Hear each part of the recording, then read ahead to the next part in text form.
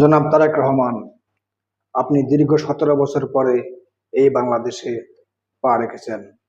আমরা আপনার আগমনকে স্বাগত জানিয়েছি। আপনি আমাদের প্রিয় নেতা। আমরা আপনাকে অত্যন্ত পছন্দ করি। আপনার পিতার সম্মান, আপনার মায়ের সম্মান আপনি কিভাবে বজায় রাখবেন তা আপনাকে ভাবতে হবে। জনাব তারেক রহমান সাহেব, আপনাকে বলছি, আপনি সুষ্ঠু নির্বাচনের মাধ্যমে এখন আগামী দিন থেকে প্রধানমন্ত্রী নিযুক্ত হতে যাচ্ছেন। আমরা এই বাংলাদেশে আর কোনো হানাহানি, মারামারি, গুম, খুন, হত্যা, রাহাজানি চাই না। আমরা শান্তি চাই। এদেশের মানুষ শুধুমাত্র শান্তি চায়। তারা দুবেলা দুমুঠো খেতে পারলে অনেক খুশি। আপনি এদেশে বড় বড় মেগা প্রজেক্ট করবেন, তা বা এদেশের মানুষ কামনা করে না। এদেশের মানুষ কামনা করে দুবেলা দুমুঠো ভাত খেয়ে যাতে একটু নির্ভয়ে শান্তিতে ঘুমোতে পারে, তারা সেটাই কামনা করে। জনাব তারেক রহমান, আমরা চাই না এই বাংলাদেশে আর কোনো সরকারি কাজ করতে গেলে কোনো ঘুষ দিতে হয়, হয়রানি হতে হয়, মামলা করতে গেলে থানায় গিয়ে হয়রানি হতে হয়, পাসপোর্ট করতে গেলে পাসপোর্ট অফিসে গিয়ে ঘুষ দিতে হয় বা হয়রানি হতে হয়। 1 মাসের পাসপোর্ট 3 মাস লেগে যায়। আমরা তা চাই না। ভূমি অফিসে গেলে কোনো কাজ করতে গেলে নানাবিধ হয়রানি হতে হয়।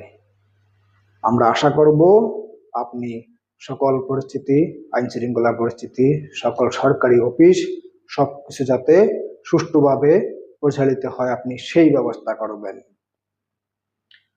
বাংলাদেশের শিক্ষা ব্যবস্থাকে আপনি সুন্দরভাবে ঢেলে সাজাবেন। আমাদের দেশের এই শিক্ষা ব্যবস্থা এখন আর বিদেশে চলে না।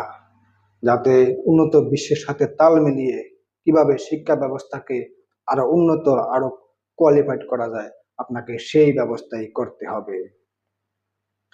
জনাব তারেক রহমান, আপনাকে বলছি, আমরা দীর্ঘ 17 বছর ফ্যাসিবাদের অত্যাচারে নিষ্পেষিত হয়ে আমরা একজন রাষ্ট্রনায়কের অপেক্ষা ছিলাম।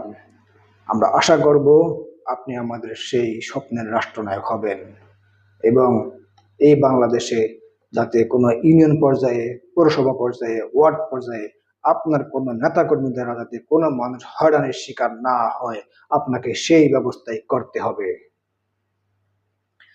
আপনার প্রত্যেক কর্মীকে আপনি সেবক বানিয়ে ফেলবেন।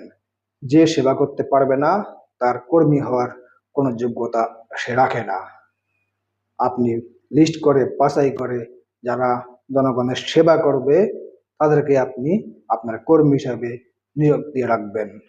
অন্যথায় মানুষ এর জবাব আগামী ভোটে আপনাকে দিয়ে দেবে, আমরা আশা করি। জনাব তারেক রহমান, অবশেষে আপনাকে বলতে চাই, আমরা শান্তি চাই, আমরা শান্তি চাই, আমরা শান্তি চাই।